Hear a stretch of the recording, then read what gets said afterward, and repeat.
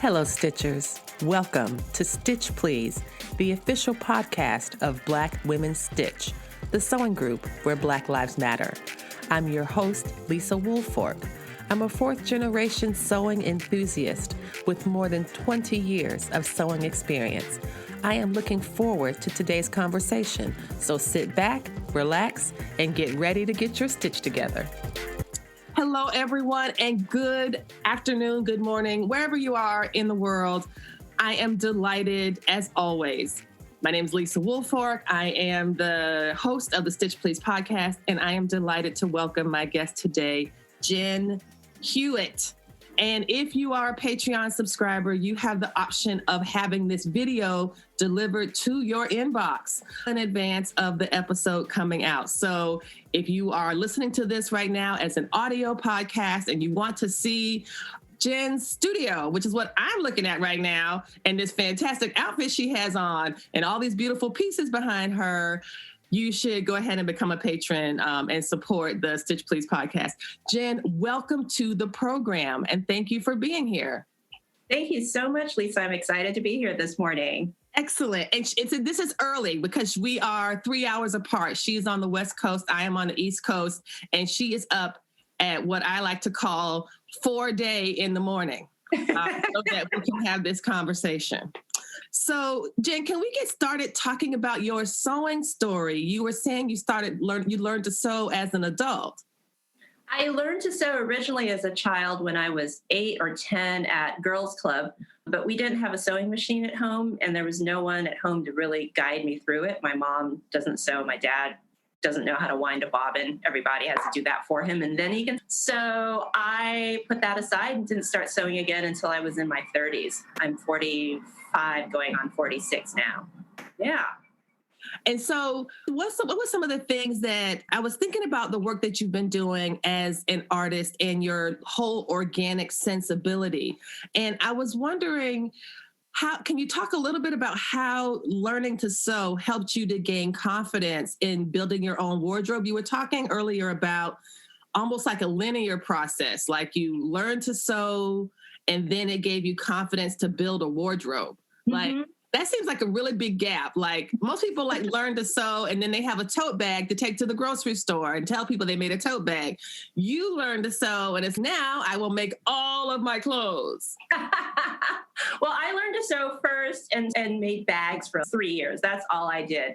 And I finally made the leap to sewing clothing because I was tired of just sewing bags. I would sell the bags and then I would have no bags and then I'd have to sew something else. And it just wasn't challenging after a while. Mm-hmm. And it was around the same time that blogs were becoming really popular. And so you could find indie patterns. And for me, the biggest barrier to entry to sewing garments was those big 5 patterns. Because if you don't know the terminology, you can't read the pattern. And the dictionary, the glossary they give you, it doesn't make any sense. So you need someone to guide you through that. And I never had that person. And so when even my auntie who sews, she just cuts out the fabric and puts together a dress and it fits you perfectly. I have no clue how she does that. I don't think she's ever sewn with a pattern. So even she probably couldn't read a pattern. But when indie pattern designers came out and blogs started to become a thing, you could find a really simple pattern and then there would be a sew along on a blog and you could do it step by step. And so I felt like I could maybe attempt that. And I was starting to work at home at that point. So I didn't need to have a full-blown office wardrobe so I could wear my failures and feel good about it. Mm-hmm. If nothing else, I could print in a dress that I made that was lopsided. And also, I'm just an ambitious person anyway. So I felt like the best way to learn how to do these things was actually just to jump in and do them and have no expectations for perfection from the beginning. But I will say that I was terrified of invisible zippers for years. And that was my barrier to leveling up. I would not sew an invisible zipper. I would find patterns that didn't require invisible zippers or buttons. And one day I finally was like, I need to sew an invisible zipper because it is taking me too long and too much fabric to do a wrap skirt. And I don't like the way elastic looks. And so I did it.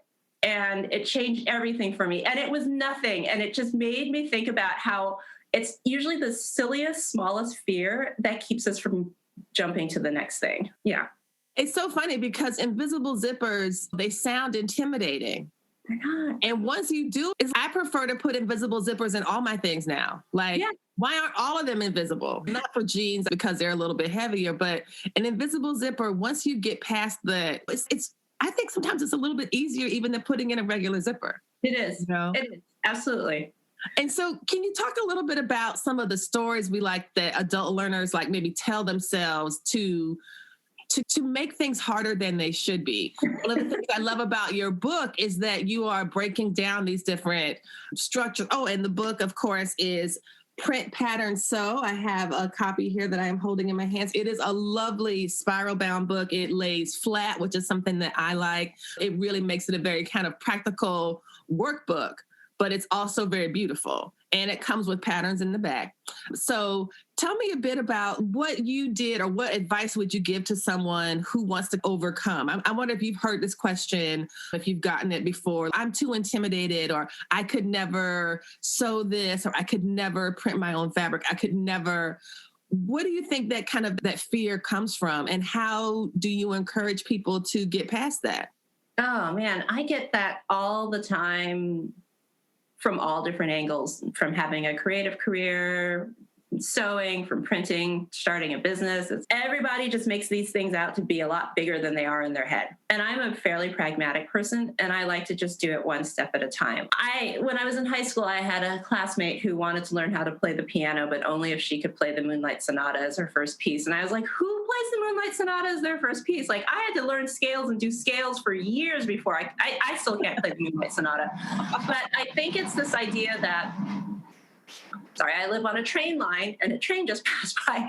I think it's that idea that, especially as an adult, that we're not allowed to make mistakes and we're not allowed to have things be imperfect, that we come into this craft with experience of being a professional, with being accomplished in our careers, with having maybe gone to school and done well in school. And so it's like this idea that you're coming to something and you've already got to be really good at it at your first thing. Mm-hmm. And I think just breaking it down into, maybe you have to make bags for 3 years, but you've got to do something. Because if you're going to sit around and not do anything and talk about how hard it's going to be, yeah, it's hard because you aren't doing anything. That's right. That's right. Like, just do that one simple, easy thing. It doesn't have to be a big production, especially now. Like, just do it. Just do something.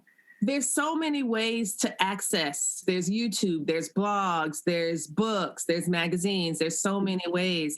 But I think the hardest thing is to encourage somebody or remind someone that they have the power to do hard things. I hear all the time, like, oh, I'm so afraid of a serger. And I'm like, it's just a machine. It's not what's that? I love my serger.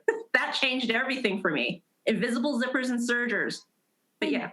I mean, like, I do wonder how, well, I've always sewn with the serger, but like this notion of, oh, I can get the same effect on the sewing machine. I'm like, not really, but okay. You know what I wanted to ask you? This is something I was thinking about. You said you're a pragmatic person. When you find yourself with a list of tasks, like you have 5 things you want to do, are you the type of person that like eats the frog first and does the hardest thing? Or do you save the frog for last after you've done the easier things?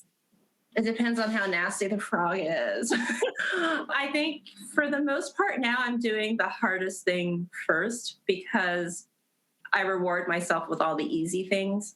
And the easy things for me right now are not even the easy things. The fun things are the drawing, the creating, the doing things for myself that has to be done.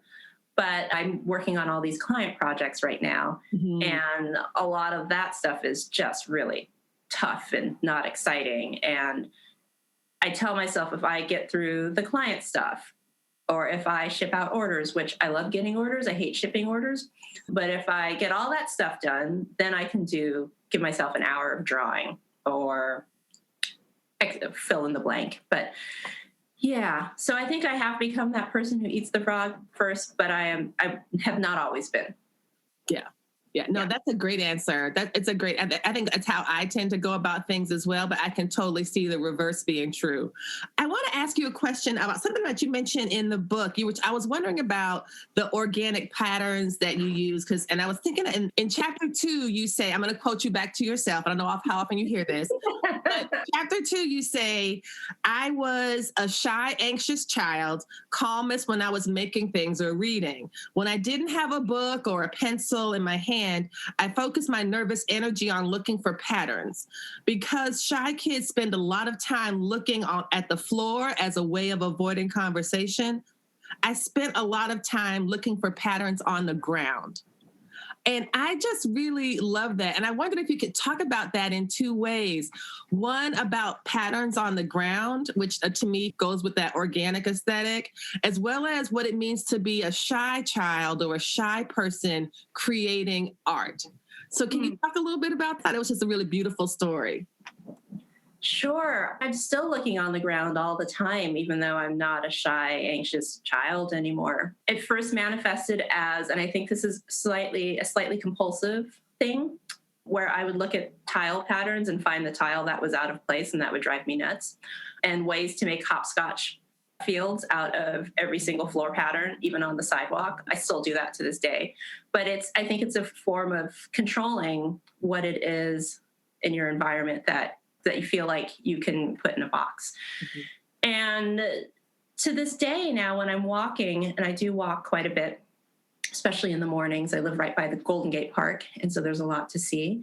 And I can watch the change of the seasons, not just through the trees, but by what's on the ground, what color the leaves are, what leaves are on the ground. We do have seasons here in California. They're just a little bit different from seasons everywhere else. What is out of place along the path, because I'm walking the same paths almost every day. Mm-hmm. And it's a way that I orient myself and make sense of my world in a way that there's a certain amount of familiarity in having patterns that either remain the same or change consistently over time. Now, we're probably going to be in a drought this year because it hasn't started raining yet. And so that means that what I see on the ground will probably be very different from what I saw last year. But yeah, that's still how I operate. That's really wonderful. And let me ask, you said that you grew out of the shyness that you had as a child. Do you feel as though, is there a particular personality? And maybe I'm still working through the question, but do you think there's a particular personality that somehow is drawn to art? Or do you feel that this is something that it doesn't matter if you're shy or introverted or extroverted, that it doesn't really, that the personality doesn't really matter as much as the drive and the desire to create in a certain way? I think introverts tend to be drawn much more to art simply because it requires you to be able to sit for long periods of time and not need external stimulation. I certainly do know extroverts who are artists, and their productivity is bonkers because they are just go all the time. Mm-hmm. But the bulk of the artists that I know are introverts and are people who need a lot of quiet time and who need the time and space to really develop their work. Yeah, I think it's a natural field for a lot of us that and most of my friends are artists and most of my friends are introverts. And we don't exhaust each other. And when it's time for us to go into our hidey holes, we're like, no judgment, just bye-bye. I know you're fine. See you in a while. See you soon or not. See you soon or not soon. Not soon. Take your time.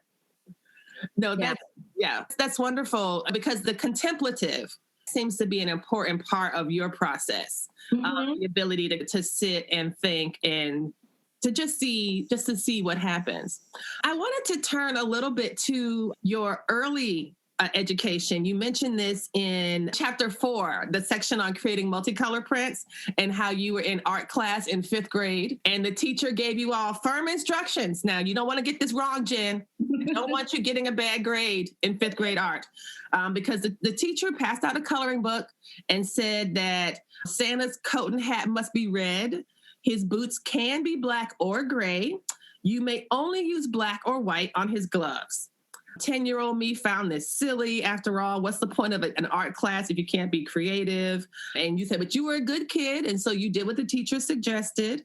And yet you said that rather than like other folks have teachers they remember because the teachers encourage them, you remember this teacher because this teacher had constraints that you fought against and that you didn't really do very well in your elementary art school classes or elementary school art classes. Can you talk a bit about what this experience taught you? And do you carry that forward now, even in your life as an artist? So that was my 5th grade, Mrs. Gray. She has long since died. I'm 45, so that was 35 years ago, and she was already old by the time. Mrs. Gray. That's why you could use black or gray on the boots. Maybe. Mrs. Gray was racist and classist, and I was the only Black kid in the class. That school was horrible. It was terrible. I had a fantastic 1st grade teacher and a fantastic 8th grade teacher, and everybody in between was pretty horrible. But then Mrs. Gray had a heart attack in the spring of that year during class, and was gone for like months. And we got this substitute teacher, Mrs. Ingram, who loved me and understood that I was a smart, shy, quiet child who just wanted to be left alone and to do her work. Anyway, so I had a pretty crappy elementary school education. It was good academically, and I was a smart kid, and I could just nail all the exercises, but my teachers were not great. And so I think in many ways that set me up, particularly high school, college, because I went to private school, so I was able to choose where I went to high school, Catholic school. And it made me somewhat distrustful of authority. And not in a really rebellious kind of way. Not like I was always a good kid and I was a good student, and my parents raised me to be like quiet and polite. All those things where you're just trying to coast through. You're not trying to make waves anywhere. But when it got to be, there are gatekeepers for everything. And as I got older, particularly when I became an artist, and I had seen that there was this path that most people followed, which is you go to art school, you maybe do fine art, you get a gallery job, or you go to art school, you become a designer, you work for an ad agency or a marketing agency. Like those were things that I hadn't made the choice to do that. And so I needed to find my own way. And I found a lot of the gatekeeping kind of silly. That I had a stationery business in my 20s, and I would go and I would do these wholesale trade shows, and people would say, oh, where'd you go to art school? And I would say, oh, I didn't go to art school. I'm just self-taught. And there was this astonishment that I was self-taught and that good.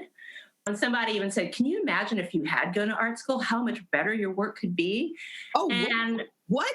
Maybe, I don't know. But I think being able to not having that mindset of this is what an artist is, this is how an artist thinks, like even this is an artist relationship to money, to commerce, because I haven't had that ingrained in me, and also because I've seen what it's done to other artists who have followed that path.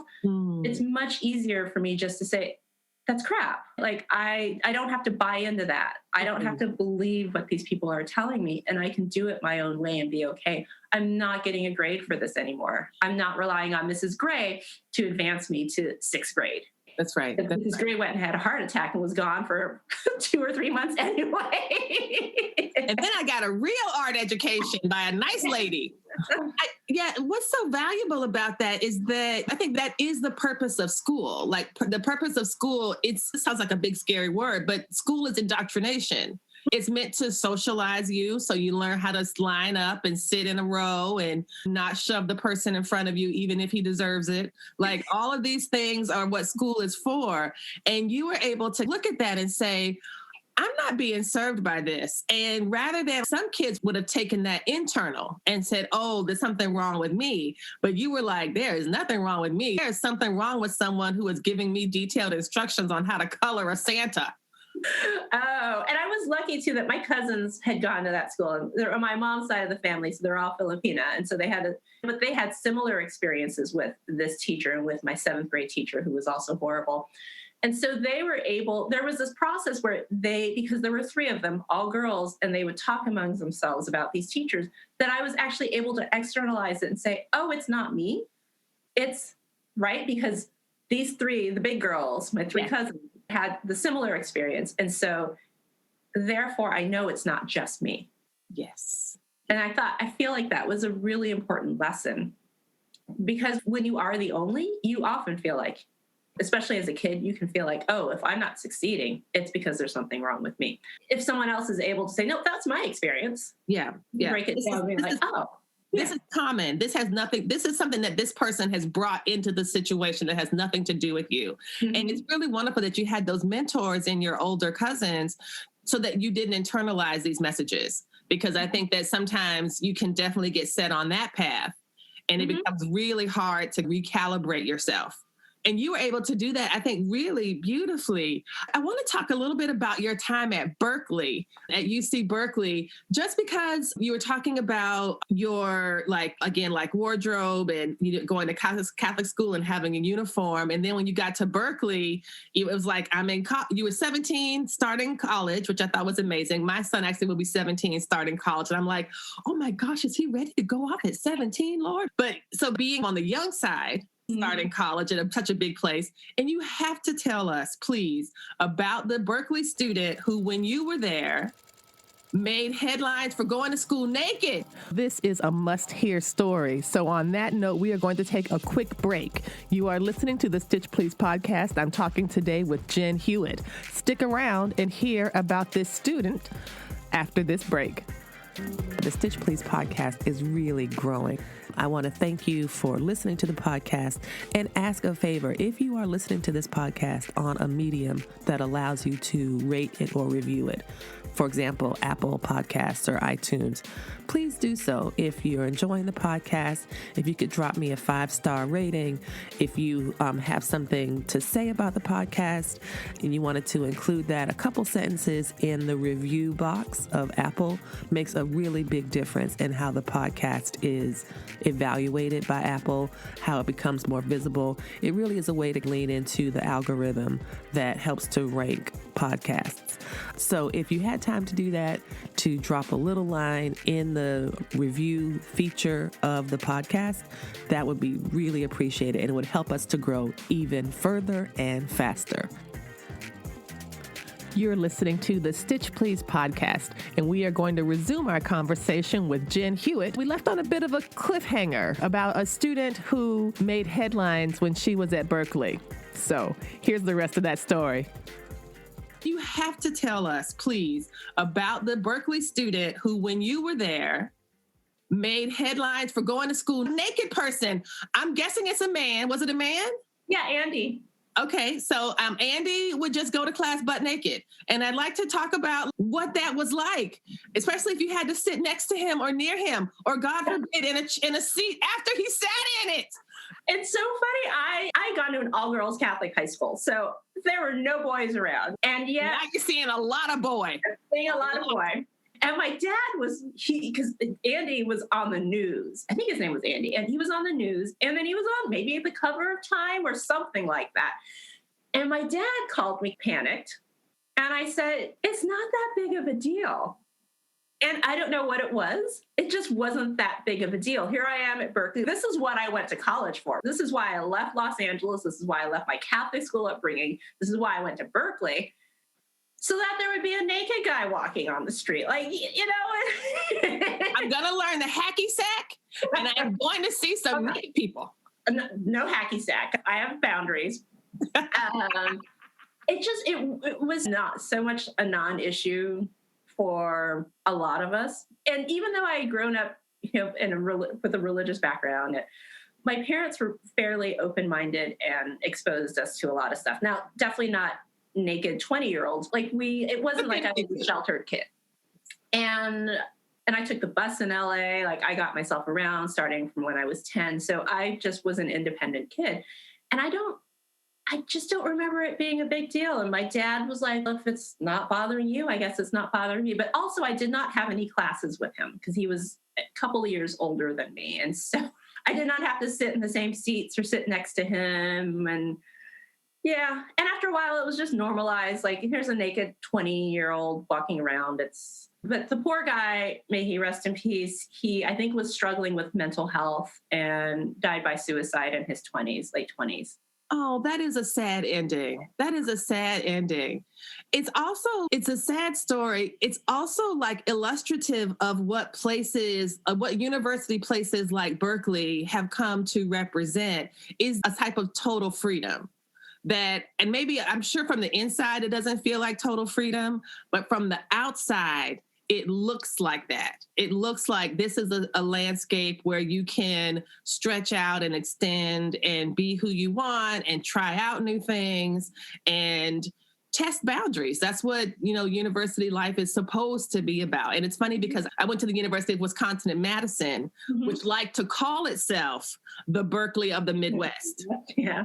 Which it was in some ways, except I imagine the real Berkeley being way more fun, less snow, warmer, and more non-white people. When I was there at Wisconsin, it was like 4% non-white. That's 96% white out of 40,000 students. That's a lot of whites. Yeah, and Wisconsin is not an undiverse place either. You would think that, but it was a very undiverse. The school was very undiverse when I was there. I was often the first Black person, some of my students, I was a TA and a grad student, that they had ever talked to. I was like, how do you get to be 19 years old and never talk to a Black person? Like that makes no sense to me. It doesn't surprise me. Yeah. Growing up the way I did, even though I grew up in a Black community, went to a white school, I think I'm still the only Black person that a lot of those folks I went to elementary school with knew. I was like, how? Like in Los Angeles, in Massachusetts, in Wisconsin, like all of these things, it's bizarre. It's bizarre. And I consider that a failing on their part, not ours. Exactly. I'm not putting myself out there. That's certainly a failure on their part. Can we talk a bit about, you said you had a stationery business earlier in your 20s. Can we talk about the transition from stationery to fiber? Because if you think about it, these things are, paper and fabrics, they have some of the same kind of principles because they're both kind of organic products. I don't know if you see them as behaving the same. I'm a stationery fanatic. I love notebooks and pens and paper, especially the pens.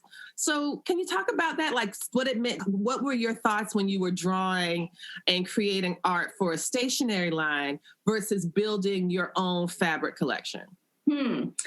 Just the parameters are different. But I did stationery in my 20s, and then I ran that business into the ground like I did any 20-year-old would, 20-something would.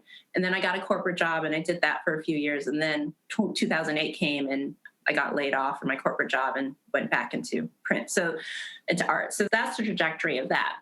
But when I started screen printing in 2008, 2009, I was just working on paper. So when I was designing stationery, of course, that was paper too, but I was sending that all out to be printed. Whereas when I started printing my own designs, I was doing that printing myself. But the difference between having stationery and having, say, a print that you hang on your wall is that stationery is utilitarian. You know what to do with stationery. You can hoard it, you can not send it, but you can also write on it and send that to your friends.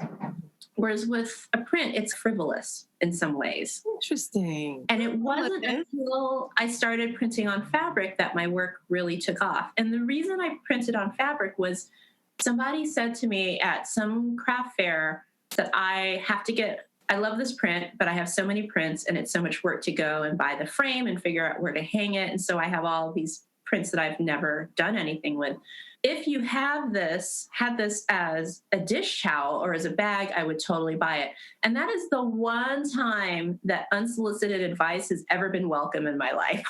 Right? Like, I get so much of it on social media and I'm like, shut up. No. Right. But I didn't ask for this, but that was a really thought-provoking thing for me because she was right. If I printed on fabric and sewed it into a bag, and by the way, that's one of the reasons I learned how to sew was so that I could sew bags and sell them. But if I did that, then maybe I would be able to sell these bags for a little bit more than I would sell the prints. And the first thing I ever printed on fabric was a bag, and that went viral because it was early days of blogging, probably 2010. Not early days, but blogs were a big thing, and it went viral and everybody was reposting it. Of course, this is before Instagram. And I sold out of that really quickly, and I printed that and sewed that for years until I was sick and tired of printing and sewing bags and retired from that. But I think I've come back full circle. I'm not a fine artist as much as I would love to be one, where right now where my energies are focused is really on very commercial art and having what I do be accessible to people. And not just accessible, but usable. That it's nice to have something on your wall because that's evergreen. You're looking at it, it's beautiful. Mm-hmm. But it's also really wonderful to have something that's beautiful that can be used for other purposes, that you can sew into a quilt or make into a garment or make napkins with or curtains, or in my case, hang on my wall and look at there. Zoom background. And so what I'm designing now for fabric, and that's a lot of what I'm doing these days, fabric, home collections, I'm really thinking about how the use of this can elevate an everyday experience, especially right now, since we're all home. If we're lucky, we get to stay home. Mm-hmm. Surrounding yourself with things that are meaningful and beautiful and that thought has been put into. My work is not trendy. It never has been. I don't chase trends. I've been really lucky that I've been able to do my own thing. That's partly because I had a day job for so long to support myself while I was getting my art career off the ground. Yeah. But I try to create things that I feel are timeless. Yeah. And a lot of what I'm doing right now, a lot of the collections I'm putting together for fabric and for home dec are actually things that I did in 2014, 2015. Interesting. Yeah. So maybe things that people didn't want to buy back then, but that are coming around now, or things that were great back then that just are looking for a bigger audience now. But I think it's important, for me at least, to have things that have some kind of permanence. Yes, I like that. The question of permanence as well as accessibility. I really like that. The idea of how do we turn art into something accessible?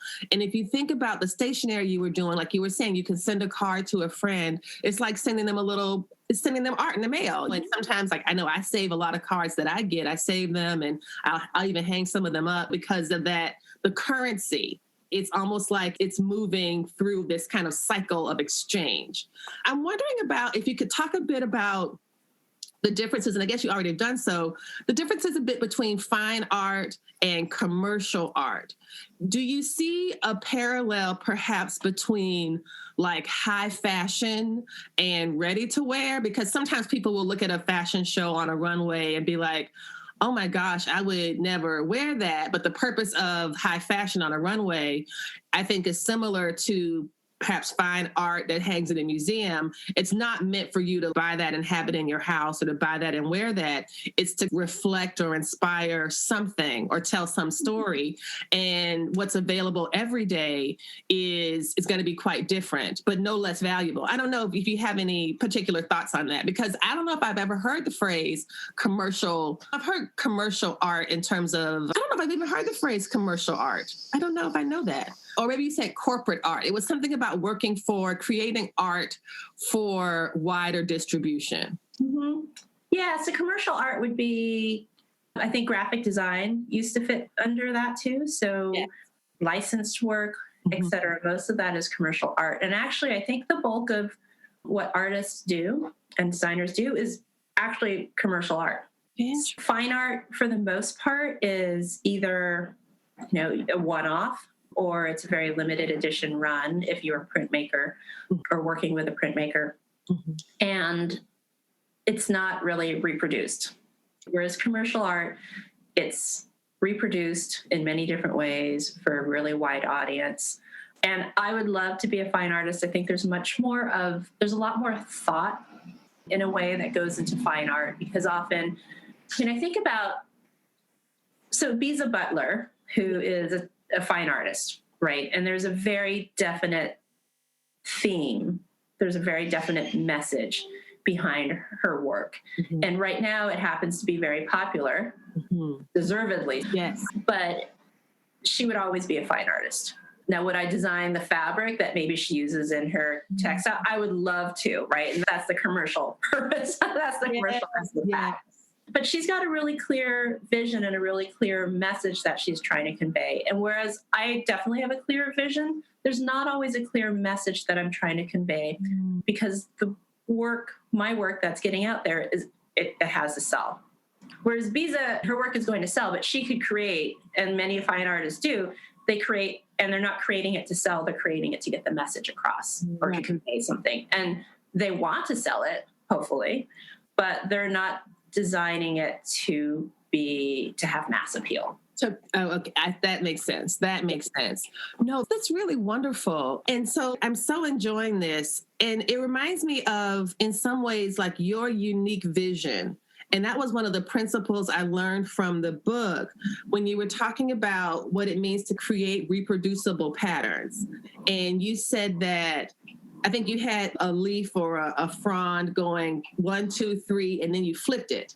Mm-hmm. At the third or the fourth, and you were saying there's something about, instead of doing it every other one, which makes it more regular, you flipped it at the third or the fourth to just give that little pop. What made you think of that? Because that just seems like such an interesting thing about the way that the brain tracks, with that number. Such a really interesting observation that you have and that you put in your fabric.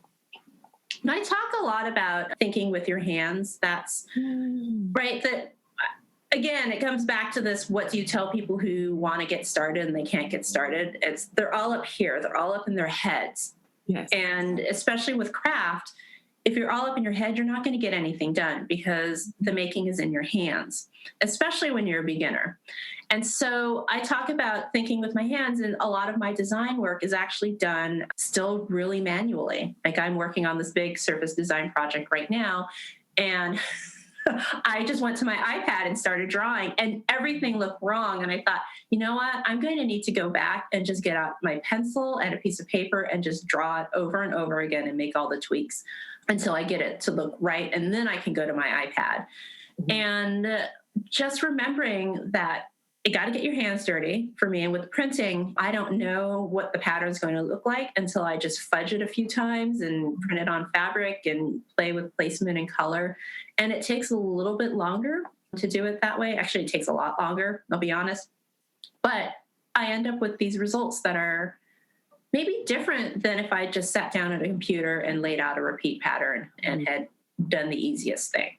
Yeah. And how do you know when you are satisfied? How do you know when you're like, this is it? This is it. I've arrived at it. How do you determine the difference between a mistake and a design opportunity? How do you deal with something when you're like, oh, I don't know. I think I'm off on this. How do you deal with that? This is an answer that people probably aren't going to like, but I just know. And part of that is that I've been doing this long enough now, 10 years now and some change, that I know. And I trust my eye. I think there's a certain amount of confidence that I developed in my 30s where I trust myself a lot. But if something looks off, I just put it aside and come back to it the next day. And often I work through things in my sleep. So I'll wake up the next morning. Oh, this is actually how it's supposed to look. And with client work right now, I'm working on a project. I sent off a design that I thought was pretty good, but I just had been looking at it too long. And really, this isn't a licensed design. This is actually for packaging. Mm-hmm. And I sent it off to the creative director and I said, I would love your feedback. Mm-hmm. I am open to feedback from the people who are in the position to give feedback. I will just say that again. I am open to feedback from the people who are in a position to give feedback. Right? Strangers on the internet, not in a position to give feedback. But I sent it to creative director and she said, oh, I think you need to change the line weight so we have more variable line weight. And I think it would look better if you adjusted these leaves so that they look this way. And I thought, yeah, thank you. So that's great with client work. But for the most part, if it's just work that I'm doing for license or for myself, I know what I need to do. I know when it looks good. I know when to push it and I know when to stop.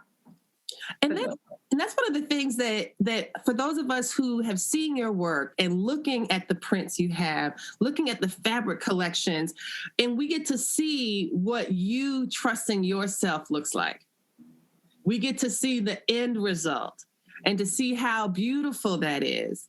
And that becomes a message to the maker that you're sending, right? Mm-hmm. Through your work that says, hey, I trusted myself to create this.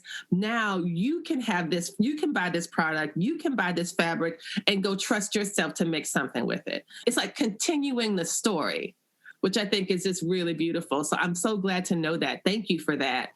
I wanted to shift to talk a little bit about what you're, like, I know you said you've been involved in, is it Black women printmakers or women printmakers of? Black Women of Print, BWOP. And Black Women in Print, as well as the new book that you're working on. Can you talk a bit about what is life like as a Black woman artist? Why is it important for us to have and create and defend our own spaces, our own stories in this field, in this community? Whew, that could be a whole separate book. Of I know. It's like in our last 10 minutes, Jen, I'd like you to wrap up the whole thing about the Blacks, okay? Jump right in. It can be a little bit lonely, particularly in what I do, which is license work, surface design work, fabric design in particular. There aren't a lot of us. I joke that there are 5 of us. And it confuses people when we're all at Quilt Market together and they're calling us by each other's names. Oh my, I was just going to ask. Who do you think you are? Somebody took my class. She was in my class. She had registered to take my class. She is in my class, and she kept calling me Latifa after Latifa Safir. And I'm like, first of all, Latifa is like a foot shorter than me. I'm 5'8". Latifa's probably barely 5 feet tall. I haven't actually met Latifa in real life. We just correspond all the time. So that happens. So it can be lonely. But I also, a lot of my life on social media is really about setting boundaries and pushing back and letting people know what is acceptable and not acceptable before they say the wrong thing. I want to make them think twice before they say some nonsense on my posts. I also, and this is something I've been working through in the last, since quarantine happened, but what I do is aspirational for a lot of women, particularly white women, who are involved in quilting. They want to design fabric. Yes. They're artists, or they want to be artists. And so they project a lot of things onto me. And there's sometimes a familiarity that I am like, I don't know you. When I assert my beliefs or my values or talk about anything about my experiences of being the only Black woman in a room, or talk about politics, there are some of them who have a meltdown because I think they so strongly identify with what I do that veil is broken when I say this is who I am. And I've had like white friends say, they'll say, I see this all the time on your social media. I can't believe the shit you have to put up with on a regular basis. It's gotten to the point where I delete comments. So that's part of it. And I have a very dear friend, George McCallman, who founded a Black Brunch Club here in San Francisco. And San Francisco, when I moved here, was probably about 15% Black. I think now it's about 3 or 4%. Yeah. And so this is really a space for a lot of us to gather and talk. And George is an incredibly talented and accomplished graphic designer and fine artist and soon to be published author. Wow. And his book is my God baby. That's what I tell him all the time. We have the same agent. And when George Floyd was murdered, what was this, back in June? It feels like an eternity ago, but also a couple of weeks ago. We both started getting all kinds of messages from friends and strangers, and by friends, really acquaintances and strangers, wishing us, saying they were thinking of us, white friends and strangers, thinking of us, hoping to let us know if there's anything they could do. And I was like, I don't know you, right? Like, I'm going through this and I don't want to have to help you process your emotions. Because I've been dealing with this for 45 years and you're new to it. And so you need to, work on that on your own. Yeah. And so George and I started texting back and forth about all the ridiculousness we were receiving. We were screenshotting. I have another group that I call the Petty Auntie group chat, where we screenshot and we send each other the stupid stuff we get. So George and I separately wrote essays about our experience, and it just closed, the most incredible show of his, and I'll send you the link maybe if you'd like to include that in the show notes. Please. Most incredible show of paintings, all letter forms, of the things that white folks had texted him or said to him in June in response. And he even went and collected them. And of course, George is not a Black woman. He's a Black man, but he's not a Black woman. Mm-hmm.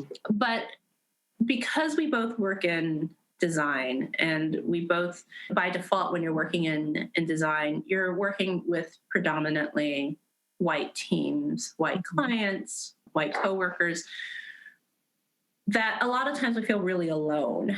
And so there are a lot of experiences that, do I push back against this? Do I say something? Do I just let it go and vow not to work with that person again? Mm-hmm. Do I, because I'm tired at the end of the day, do I just recap this and tell George, among other people? Right. But there's this real sense that having community allows us to process and talk about the loneliness in some spaces, the foolishness in some spaces, yes, and to just externalize it and say, this happened to me and I'm moving on. And my life has been a series of this happened to me and I'm moving on. Like, it's still there. It will always be there. That changes how I interact with people. That changes who I'm willing to work with, all of that. But at the same time, if I were to internalize that all the time, it'd be like I never left Mrs. Gray's fifth grade class. Exactly. I was just thinking, when you're talking about community, that it's like what you've created when you had your older cousins. When you hear your older cousins say, oh no, Mrs. Gray is a problem, or this teacher is a problem, you get to see that this experience is not unique to you. And that this is something what's that? Unfortunately and fortunately, you know? Exactly. And that's one of the things, and that's what I love about community. That's why I build community. That's what, I mean, like, that has really gotten me through. And just our ability to share these stories, like you have with your Petty Auntie group chat, just to say, look, real quick, look at this. Because I was like, I just want to make sure that I'm not gaslighting myself, because this person is very committed to, this is gaslighting, right? This is, okay, I just want to make sure. Okay, it is. Okay. No, I think that's absolutely beautiful, because that's how, I always remind myself that Black folks have survived worse with fewer resources than I have. And not just survived worse, thrived. We've thrived. We have that. And so, like, I have to sometimes, several times a day, remind myself that white folks have always been with the foolishness, and that's not about me. It's nothing to do with me, but this notion of trying to make you responsible for their feelings. And I think that you did a really beautiful job explaining that your career is aspirational. And because they buy your book, because they buy your fabric, because they follow you on social media, because they like the posts, because they feel as though they have a right to you as a public figure, there's a lot of line stepping. And so I'm really glad to hear that you draw those lines and say, this is one you can't step over. No, and I will push back. I have pushed back, and sometimes I don't have to push back anymore. And sometimes my followers just jump in there and school them. I'm like, I've done my job. But that is why I think it's become so important to have the groups that we have, for us to have community, to remind each other, to remind ourselves what is possible, and what our true circle is, what our true circle of influence can be. And that's something that I've really appreciated, at least for me. Like, it's really helped me feel like less alone and less like, am I the only person that's noticing this? Because this is a problem. And that's something I really love. Can you talk about the book that's going to come out next year? Is that something you're able to talk about? Because I'm excited, because I'm in it. So you're in it. I'm in it. So I'm excited. Yes. So the book is called This Long Thread, Women of Color on Community, Craft, and Connection. And it is a series of interviews, first-person narratives, personal essays. I like to say it's an oral history of women of color. And I also I'm trying to really come to terms with the word woman, because I also have non-binary folks in the book too. And so I need to work through this with my editor in terms of the title. But I will say it's non-men. How about that? Yes. So people of color who are not men, who practice textile arts, crafts, fiber arts and crafts, either professionally or as hobbyists. And I have fine artist Sean Kimber, the quilter, who is also a math professor. So she's amazing. She's amazing. And she does these little tiny scale things. Like this, here's a thing I made. It's the size of a quarter. And I'm like, oh my gosh. She sent me something, and it was this little beautiful tapestry piece, and all of the little tiny squares were the size of a dime. So Naomi Glasses, who is a Diné weaver, Navajo weaver, wonderful 7th generation weaver, whose family, she's 20, I think 21, 22 or 23, whose family, her grandmother originally learned how to weave when her family was interned at Bosque Redondo, because the U.S. government was trying to steal their lands, and that's something that's been passed down. So it's just, I think there are 19 interviews, and then maybe another 6 profiles. You're one of the profiles. There are maybe 5 essays, and then I write about my experiences and weave them, pun intended, throughout the book.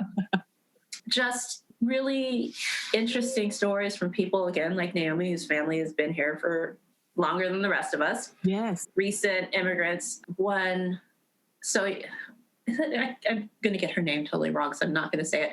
Bojagi, which is the Korean quilting, almost a gift wrap that's made out of really beautiful thin strips of fabric. Young Min Lee. I was going to call her so young. Young Min Lee, who immigrated to the U.S. 20 years ago. So it's a whole gamut of people who practice these crafts. And what I really wanted to do, because again, so much of the narrative around who practices these crafts is focused on the dominant culture, right? So it's middle-aged white women of means who are shown to be the market for this, even though we know that's not true. I think there was like a 2012 survey that showed that participation is pretty high. It's something like 30 to 40% in each of women practice some form of craft. And it does not change across racial or ethnic groups, that it's consistent throughout. And yet the target market is always shown to be a very specific type of woman. That's right. And it's just not true. And what fascinated me about the interviews was just how interesting everybody's story was, how incredibly interesting every single person's story was. And the level of thought and introspection that goes into the work that they do, whether they're doing it as a hobbyist or as professional. And so somebody like Dana Williams Johnson, who she knit, and she just started knitting. I think her dad was in the hospital going through chemo, and that was what she did while he was getting his treatments. Like those kinds of things, like really interesting stories. And it's not just I picked up a kit at Michael's and I started doing it. Right. Just fascinating relationships with their craft, which I went in with no expectations. And I thought, these interviews aren't great. They're not great. I can work with it. But every single one of them was fascinating. Every single one. It's fantastic. And I'm very looking forward to the book. And I really like what you're doing with this oral history as a way to intervene in these dominant narratives. And I feel like it's really only hurting the industry. It's really only hurting the craft to have it be so isolated, to have it just reproduce the same set or the same type of folks as being the ones who matter. You know, like we are far past that. That's an old story, and we are the new story, and we've always been there. We're the story that nobody's read. We've been there. We've been passing the story to each other, but nobody bothered to notice until honestly last year. It's unbelievable the way that things go in these waves. And I'm just so glad that you've been able to capture one of them and to be able to bring so many stories to light. And again, just like with your fabric, how you are putting that out there so that we can develop and find our own confidence. The same thing I think is going on with this book. It like helps people feel like they are not alone. And that is, I think, such an important reminder, because solidarity, community, that's how we get through.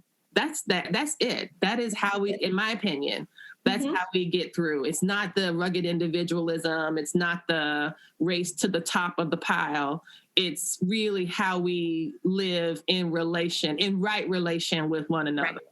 I really love that about what you've put together with this book, and I'm very excited about it. Not just because I'm in it, but also that part.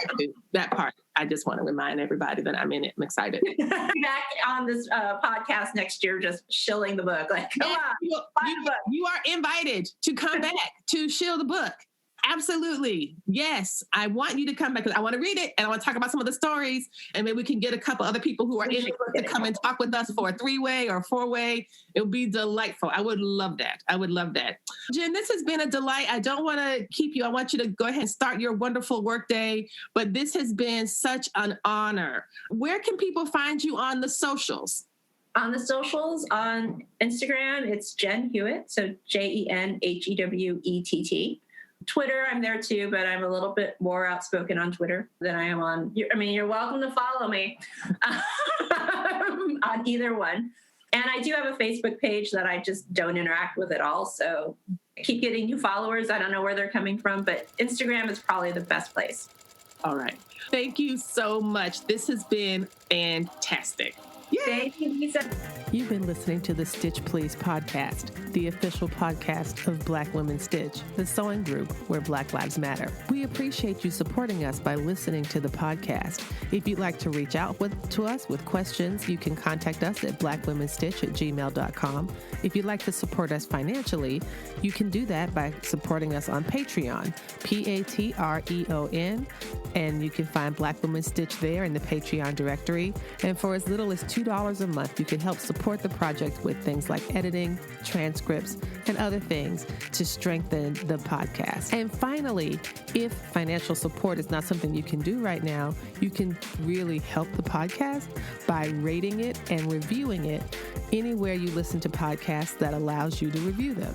So I know that not all podcast directories or services allow for reviews, but for those who do, for those that have a star rating or just ask for a few comments, if you could share those comments and say nice things about us at the Stitch Please podcast, that is incredibly helpful. Thank you so much. Come back next week and we'll help you get your stitch together.